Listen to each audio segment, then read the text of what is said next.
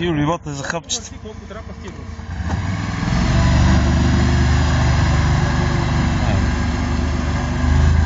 До тука. Поред мен е малко слабичко, иначе ако може да се развърти повече, се качва лесно. Не бе, аж как се пери. Проблема е, че той като върти волана и те спират едните гуми. Ако може да се засили, знаеш как лесно се качи.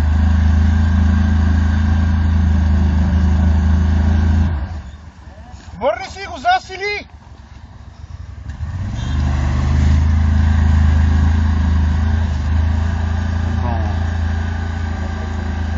Не надясно, ей.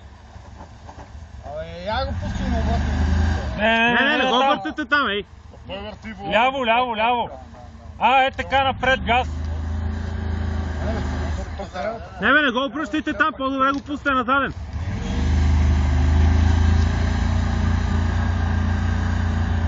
И този за хапчета. Това наистина вече. Що? Би трябвало да се качи тук. Тук бе, всеки джип казвам, се че- качи, дето е по-тако. Ние с това не си тръгваме натам. А това с тия гуми трябва още по-добре, в смисъл с тия 8 поса.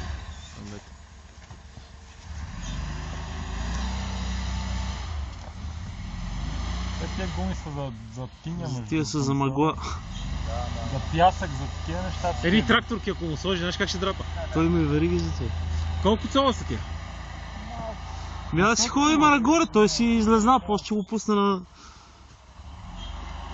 Не, между другото, това с веригите върви.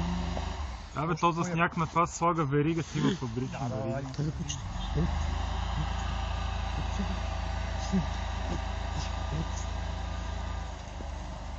Тука бе, къде тръгнаме горе хора? Там по сигурно къде се върни и те го спуснат по тъщи. Не, отиде си горе направо. Да ходим нагоре. Да, бе, аз съм първи да го спусна. Аз викам да го вкараме на дуп. Мога да го обърнем и на таван да видим дали държи. Горе полюлим по Може да го правя през камъните, ама през камъните. Цяло ли не, няма мина, обаче на дуп.